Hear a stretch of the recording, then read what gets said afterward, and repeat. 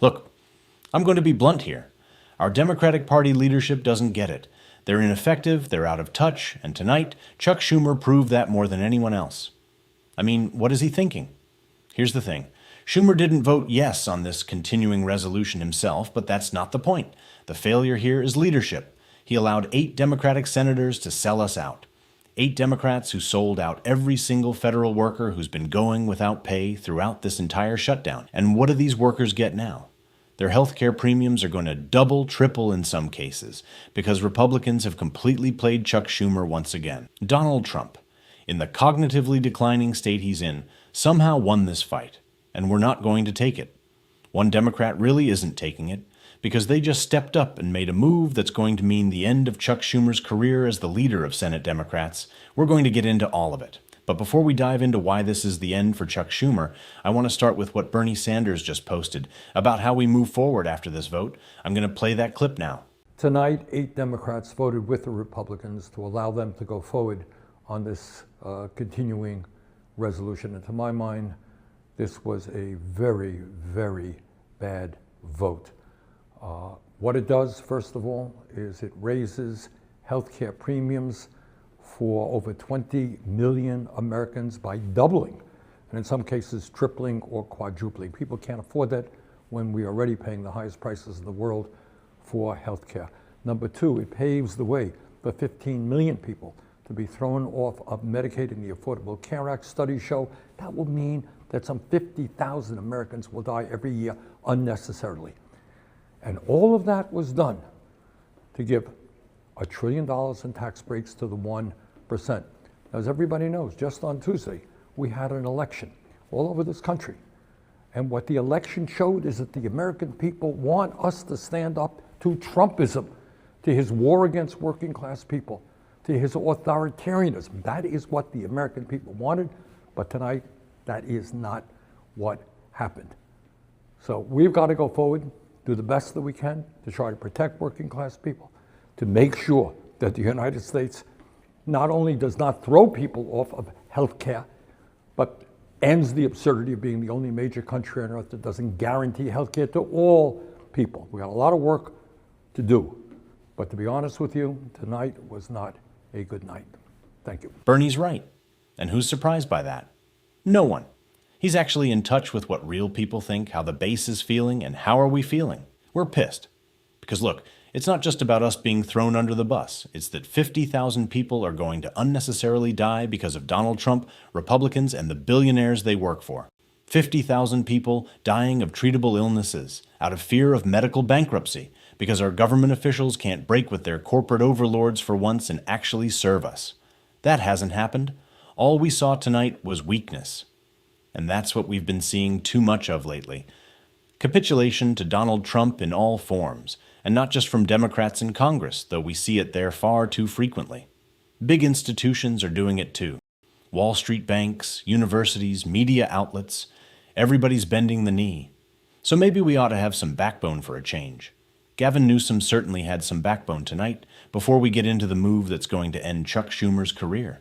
The headline reads, Newsom slams pathetic shutdown deal as surrender. California Governor Gavin Newsom has come out swinging against the Senate's tentative deal to end the government shutdown, calling it a Democratic surrender. Newsom and other prominent Democrats have spoken out against this deal, which doesn't provide the immediate extension of Obamacare subsidies that Democrats were fighting for. Instead, it reportedly promises a December vote on the matter. Newsom called it pathetic. This isn't a real deal, it's a surrender. Don't bend the knee.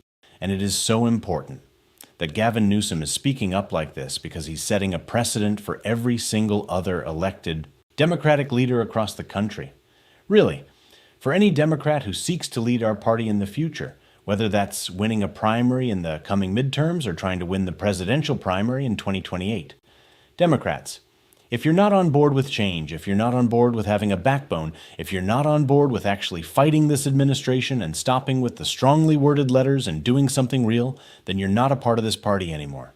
You shouldn't get the opportunity to be in any elected office, and you certainly shouldn't get to lead it. That's what we're hearing from so many Democrats right now. And it's not just about the regular old leadership, it's very specific.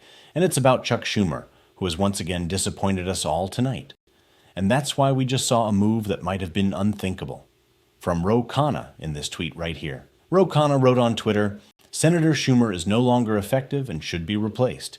If you can't lead the fight to stop healthcare premiums from skyrocketing for Americans, what will you fight for? Brian Tyler Cohen jumped in as well, writing, we're not going to fix the Democratic Party brand by doing TikToks or launching podcasts. The brand is a direct reflection of the strength of our elected officials. If we want to purge our weakening brand, we have to purge the weak Democrats. I'm looking forward to a robust primary cycle and ushering in a new era of Democrats who actually know how to fight. AOC, who might be part of a primary very soon, wrote, the average monthly SNAP benefit is $117 a person. The average ACA benefit is up to $550 a person a month. People want us to hold the line for a reason. This isn't a matter of appealing to a base, it's about people's lives. Working people want leaders whose words mean something. So Khanna, who's not running for Senate, who's being asked whether he would vote for Chuck Schumer if he were to be elected, is taking an extraordinary step here. He's trying to change the landscape of Democratic leadership by saying, as a member of the House, that Democrats, progressive Democrats, centrist Democrats, all Democrats, need to get on board and replace Chuck Schumer right now. Chuck Schumer needs to lose his role as Senate Minority Leader. He can no longer represent this party in the Senate because he's failed to do so, and he's doing irreparable harm to our country, first and foremost, but also to the brand of the Democratic Party. And the brand of the Democratic Party isn't some abstract concept that only means something to you and me because we want to feel good about the team we're on. That's not what this is about. This is not about politics as a game. If Democrats are untrustworthy because our leadership is untrustworthy and we keep screwing people over, then no one is going to vote for the political party that actually wants to put an end to this reign of terror, to this regime. And people will continue to get hurt even more. That's clearly what's so misunderstood by the Democrats who decided to vote for this continuing resolution tonight. You cannot put a Band-Aid on a bullet hole and expect things to be fine. It's only going to get worse if you continue to capitulate. Here's the thing. Donald Trump has never been weaker.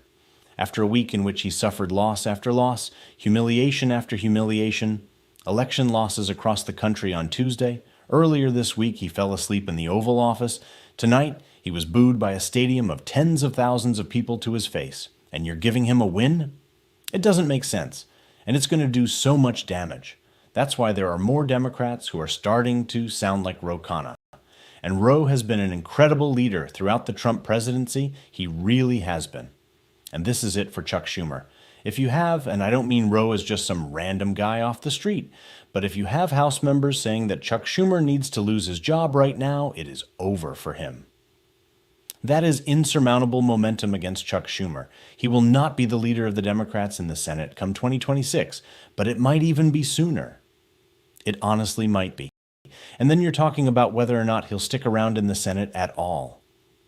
I don't know. I don't know if AOC is going to run for Senate or if she's going to run for president. In my opinion, I think she should run for president. There are other incredible Democrats in the state of New York.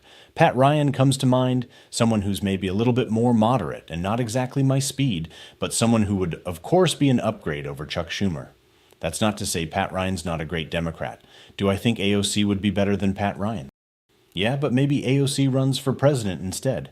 AOC in that mix for Senate, I think that'd be fantastic. But Chuck Schumer? It's done. It's a wrap. It's over. 80% of Democrats in the base want Chuck Schumer to lose his job. I'm sure that number is similar for people who don't want him to be in the Senate either, but something like this would have previously been unthinkable. Khanna saying Chuck Schumer should lose his job. Again, not running for Senate, not in the Senate, just creating momentum.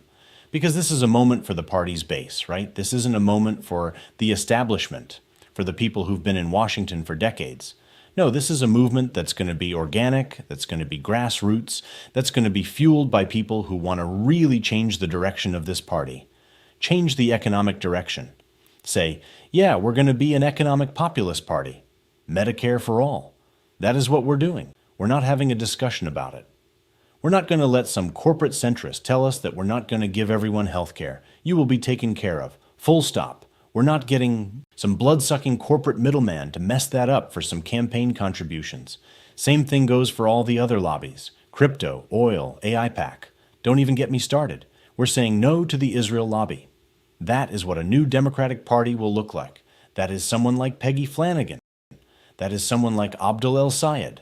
That is someone like Graham Plattner. All people running for Senate in Minnesota, Michigan, Maine, respectively. Those people aren't Schumer-backed. We don't want the Schumer-backed people. We want people who are going to build a real movement. We're going to need more Bernie Sanders types. And Bernie went off tonight. I'm going to play another clip of him speaking on the Senate floor.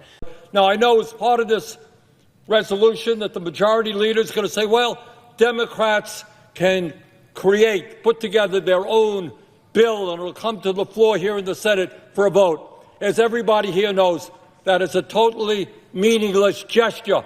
You can get 100 votes here in the Senate. Won't mean anything because the House is not going to take it up, and the President of the United States certainly will not sign it.